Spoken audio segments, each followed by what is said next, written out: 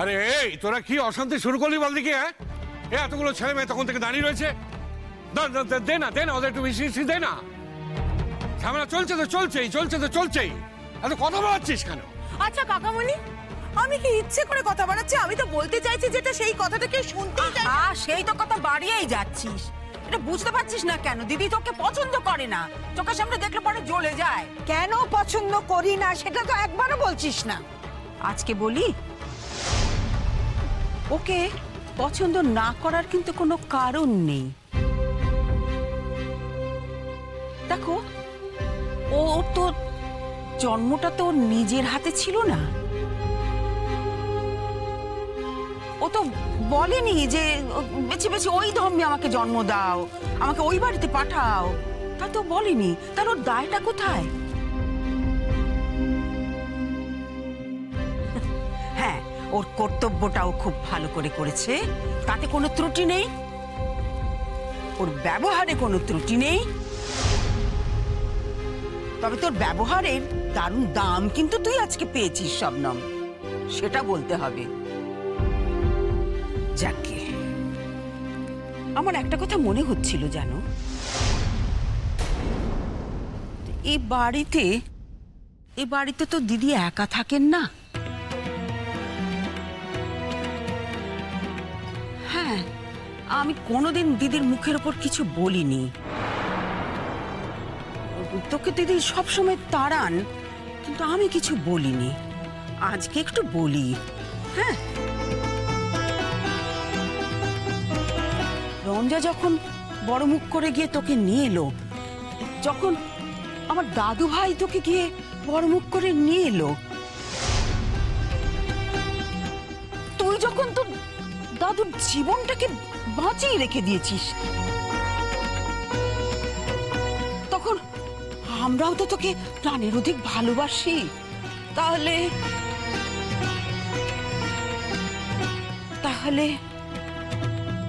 তুই এ বাড়িতে থাকবি।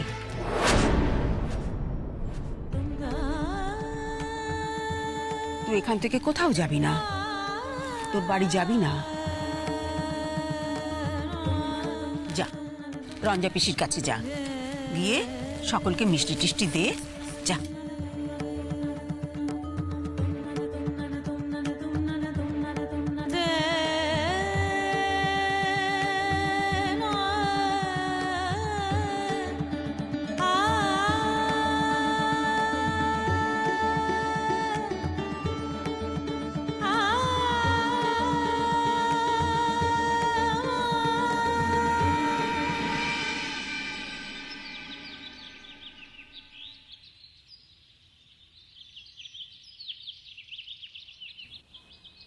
ছোট কর্তা,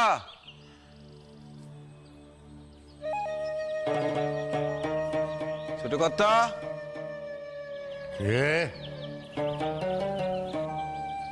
কর্তা আমি রবিউল।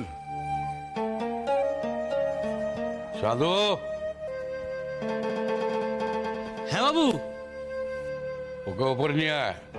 আসছি, আসুন আসুন।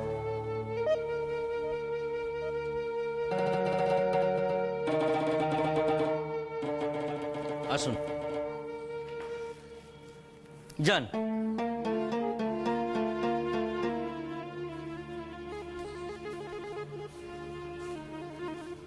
কর্তা,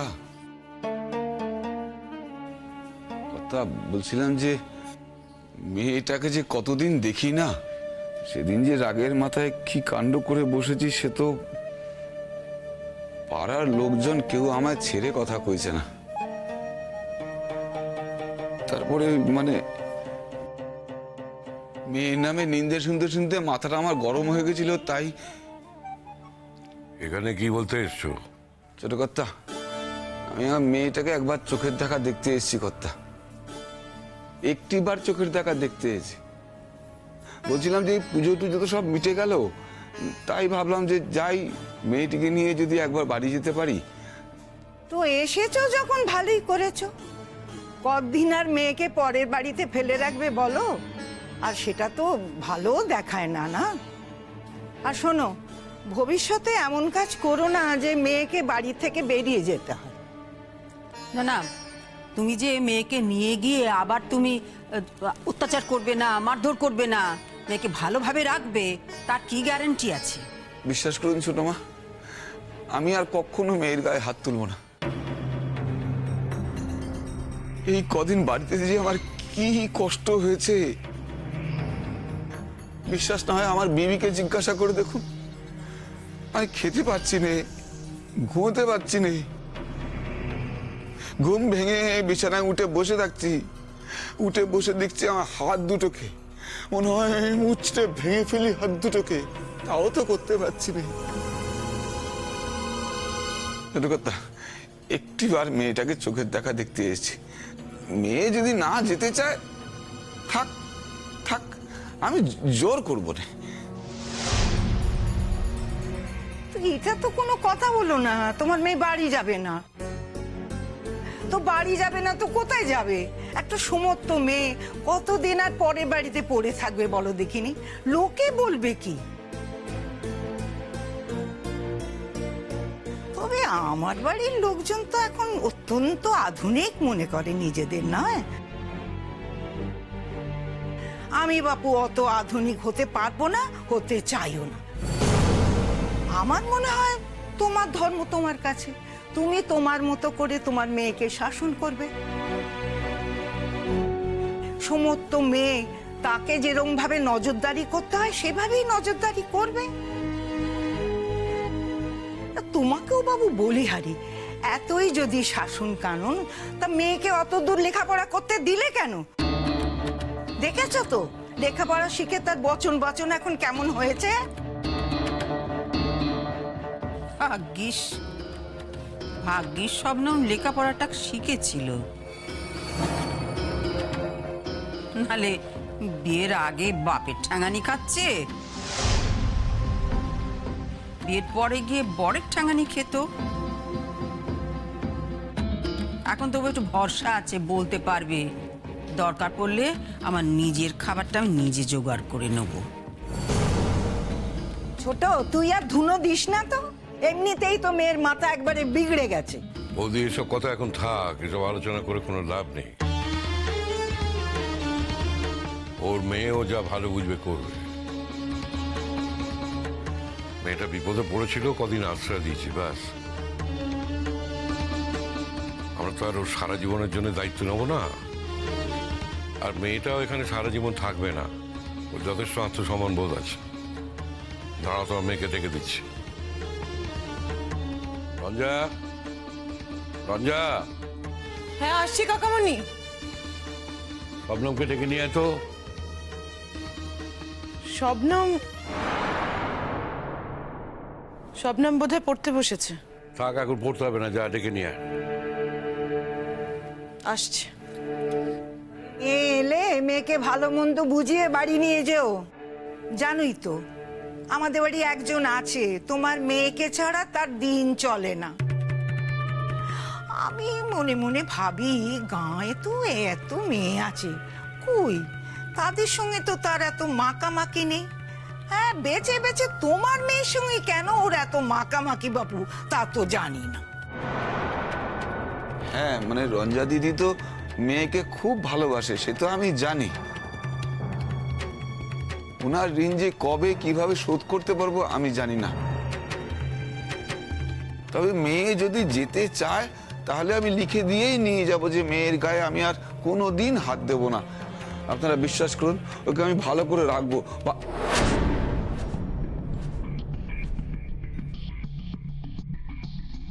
কি ব্যাপার আব্বু, তুমি এখানে? আম্মু, আম্মু, এই তো আমার আম্মু। কতদিন দেখি না তোকে আম্মু, কতদিন দেখি না তোকে। তোর এই আব্বু খুব খারাপ না রে আম্মু?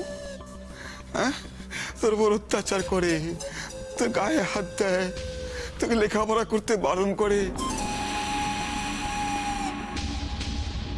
কিন্তু তুই তো আমার সেই রকম মেয়ে না রে আম্মু। হ্যাঁ, তোর তো সকলের ওপর মায়া। তোর কি একবারও ইচ্ছে করলো না তোর আব্বুকে দেখতে? একবারও ইচ্ছে করলো না? হ্যাঁ, চল চল বাড়ি চল আম্মু, বাড়ি চল। দেখ তোর আব্বু সবার কাছে নাক্ষর দিয়ে ক্ষমা চাইতে এসেছে। চল বাড়ি চল আম্মু, চল। হঠাৎ এত বদলের কারণ? রঞ্জা দিদি, সেই কথাই তো বলতে এসেছি গো। বুকের ভেতর কানা কেমন হু হু হু করে গো। একটাই তো মেয়ে, বাড়িতে নেই তো, মনে হয় যেন কিচ্ছু নেই, বাড়িতে কোনো প্রাণী নেই। সেদিন রাগের মাথায় যা যা করেছি, কি করেছি না করেছি জানি না, তাই তো ক্ষমা চাইতে এসেছি গো। এই পাড়ার লোকেরা আমার মাথাটা খারাপ করে দিয়েছে গো, একেবারে খারাপ করে দিয়েছে। নাহলে কি আমার এই সোনার প্রীতিমের মতন মেয়ের গায়ে কখনো হাত দিই গো? ও আম্মু, আম্মু আমাকে মাফ করে দে না আম্মু, এবারের মতন আমাকে মাফ করে দে, মাফ করে দে না আম্মু। শুধু এখানে লিখলে হবে না, আপনাকে থানায় গিয়ে লিখতে হবে। আমরা থানায় গিয়ে কমপ্লেনটা করেছিলাম, তাই আপনাকে থানায় গিয়ে এটা লিখে দিতে হবে যে ভবিষ্যতে আর আপনি এই ধরনের আচরণ করবেন না শবনমের সাথে, যাতে থানাকে ইন্টারভেন করতে হয়। যেখানে লেখার দরকার হবে সেখানেই লিখবো, যেখানে লিখতে বলবে। কিন্তু এখন তো মেয়েটা আমার সঙ্গে বাড়ি যাক। বাড়ি তো আমি যাবোই আব্বু, আমি তো আর এখানে থাকবো না। কিন্তু তুমি কোন মুখ নিয়ে এই বাড়িতে এসেছো? সেদিন যেভাবে তুমি দাদু ভাইকে রঞ্জা পিসিকে অপমান করে গেলে, তারপরে তুমি এই বাড়িতে এসে দাঁড়ালে। তুমি যা, এক্ষুনি বেরিয়ে যাও বাড়ি থেকে, বেরিয়ে যাও আব্বু। এইটা আবার কি কথা? বাবা নিতে এসেছে, এখান থেকে চলে যাও মানে? তুই যাবি না? আরে বাবা, গেলে তো তোকেও যেতে হবে। চিন্তা করো না বট্টামি, আমি এখান থেকে চলেই যাব, আমি থাকবো না। তবে আমি আব্বুর সাথে যাব না। আব্বুর সাথে যাওয়ার আমার কোনো প্রয়োজন নেই। চেনা পাড়া, চেনা গা, রাস্তাঘাট তো আমি চিনি, আর দিনে রাতে তো একাই যাতায়াত করি। আমার কিছু বইপত্র আছে, গুছিয়ে নিয়ে এই বাড়ি থেকে আমি চলে যাব। ও আম্মু, আম্মু তুই আমার উপর রাগ কর আর যাই কর, মা তুই কোথাও যাস না, তুই বাড়ি ছেড়ে যাস না। আমি জানি আম্মু, তুই চাইলে তোর কলেজের কলকাতায় হোস্টেলে গিয়ে থাকতে পারিস। তা আব্বু মরে যাবে রে, তোর আব্বু একেবারে মরে যাবে রে।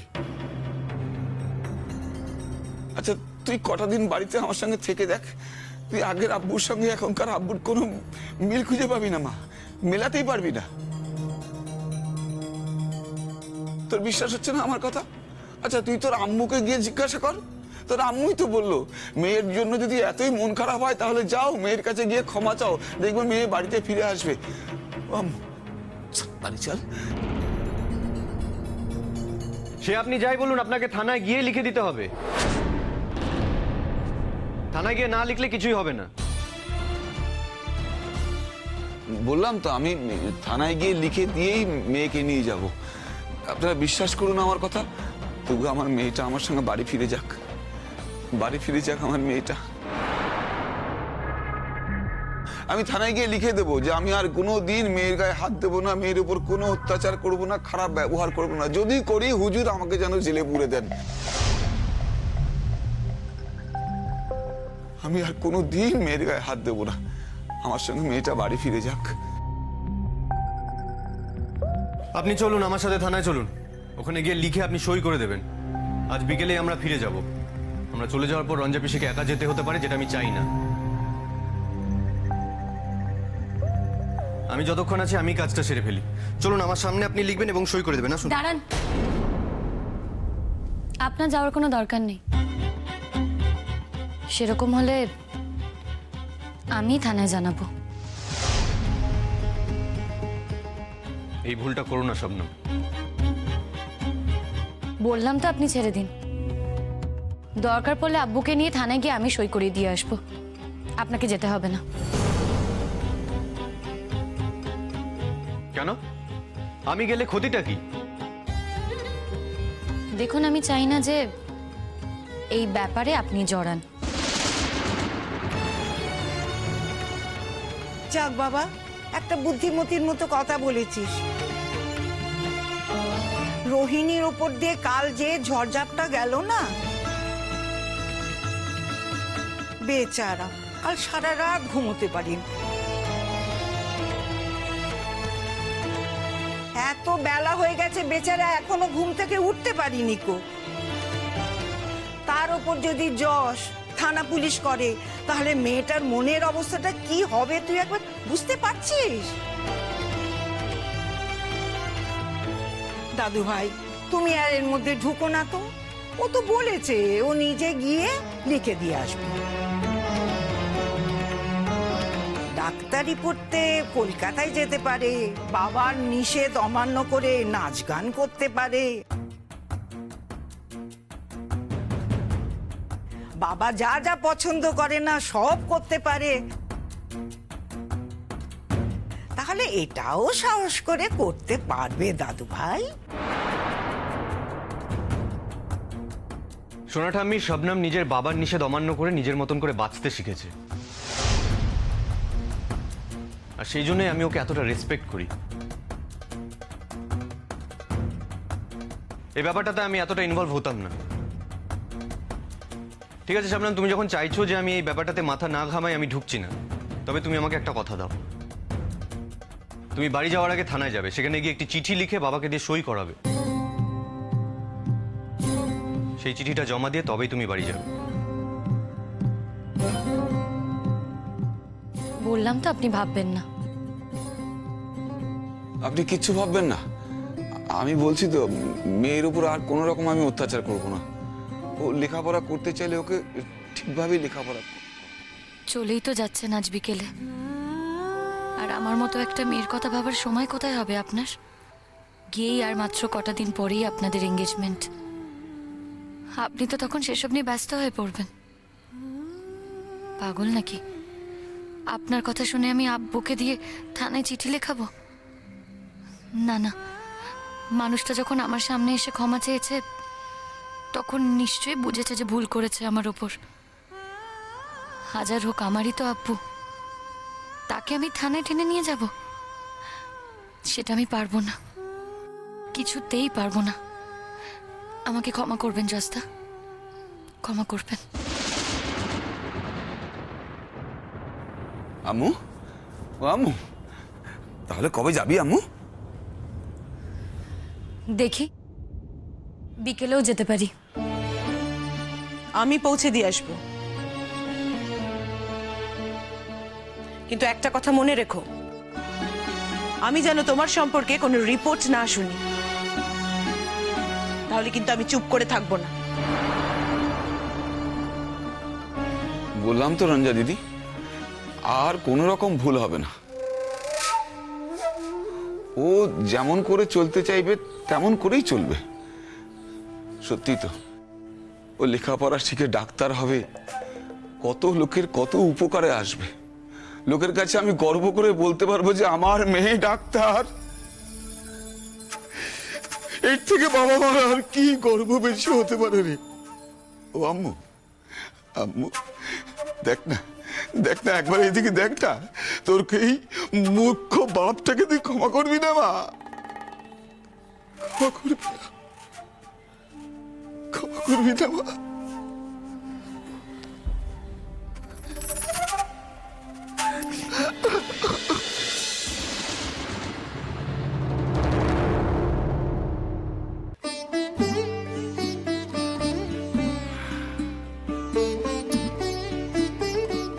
আবার আসবে তো দাদু ভাই? এখানে আমাকে বারবার আসতে হবে দাদু ভাই, তোমাকে আর বলতে হবে না। এতদিন আসিনি, অনেক কিছু মিস করেছি। এবার থেকে নিয়ম করে আসবো। চল না একবার বাড়িতে, আসাচ্ছি তোকে আমি।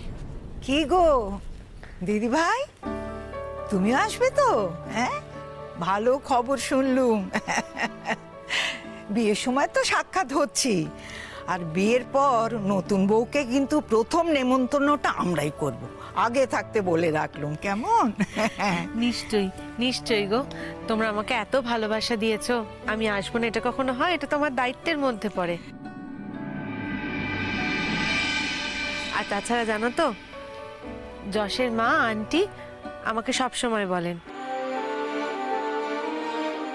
তুমি এ বাড়ির বড় বউ হচ্ছ, তাই এ বাড়ির সকলের প্রতি সমস্ত দায়িত্ব কর্তব্য তো তোমার পালন করা উচিত।